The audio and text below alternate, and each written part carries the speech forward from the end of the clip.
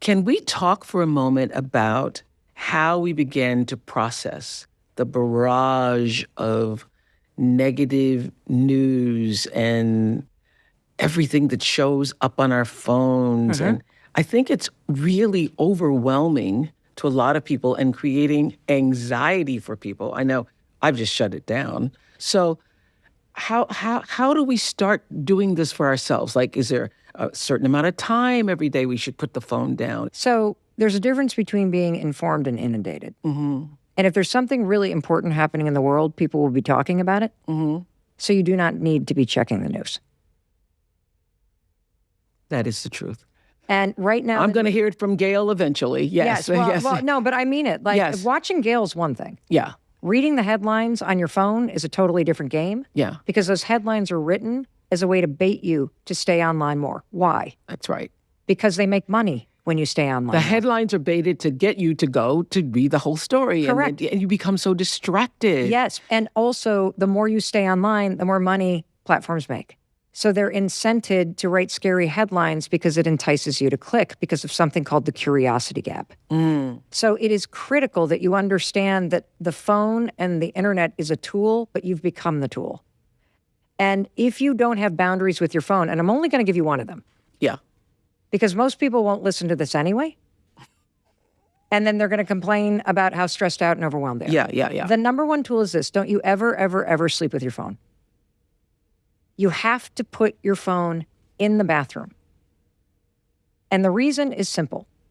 I'm not even going to talk about all the studies about how the phone in the room simply next to you interrupts your sleep. I'm going to talk about something that happens when you wake up. So the phone's next to you, right? And you're lying in bed. Yeah. Right? And so, the alarm goes off. And you pick up the phone. And here you are. Yeah. You aren't even vertical yet.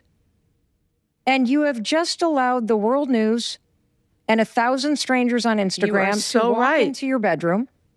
You're checking emails and text messages, and you wonder why you're stressed out and exhausted. You're not even out of bed, and you have put all this other stuff in your brain, which means you are now the last thing on the list. And if you lay there and start scrolling and it activates your stress response... It absolutely takes longer to get out of bed. Correct. And anxiety is higher for people in the morning, Oprah. And there are scientific reasons why this is true. And by the way, I also want to share something because I think it's important to know that if you grew up in a traumatic household or you experienced abuse, poverty, bigotry, racism when you were little, you had a chaotic experience... You would wake up in the house and you didn't know what was going to happen, or you were going into a school. As you know, because of the work that you've done with Dr. Bruce Perry, this is stored trauma. So if you're waking up in the morning and the first thing you experience is anxiety, it is a sign of stored trauma. That's why a lot of people have anxiety first thing in the morning. It's stored trauma. Yes. And laying in bed and staring at the ceiling. This was my rock bottom moment. When I was 41 years old, my husband and I found ourselves $800,000 in debt. And I lost my job. We had 3 kids under the age of 10, and I could not get out of bed. The alarm would ring, and it was like the anxiety was a gravity blanket. I would lay there like a human pot roast, marinating in my problems, my fears, like, how are we going to get out of this? And I'd start thinking about it, meaning I'm ruminating now. Is this how the 5, 4, 3, 2, 1 theory came about? Yes. And so one night I got this idea. It's divine intervention. I was giving myself a pep talk. I don't know if you've ever gotten to a point in your life where things are really so low you're talking to yourself out loud. Yes. I mean, that's a low moment. That is. And I'm like, that's it, Mel. Tomorrow morning, woman, it's a new you. You got to stop drinking so much. You got to stop screaming at your husband. You got to call your parents. You got to get a job. You got to get these kids on the bus. And by God, woman, when that alarm rings, you have got to get out of bed. You cannot hit that snooze button 6 times. And at that moment, a rocket ship launched across the television screen. And I was like, it's a sign from God. 5, 4, 3, 2, 1. Go. When that alarm rings, you're going to move so fast, you're not going to be in that bed. when that anxiety hits. And that very next morning, it was a Tuesday in February in 2008, outside of Boston, Massachusetts. Your one decision from a different life. And the decision that changed my life was the decision to get out of bed that morning. Wow. And there is this moment of hesitation. It's this window of time, Oprah, where you have this thought, right? Where you know what you should or could do.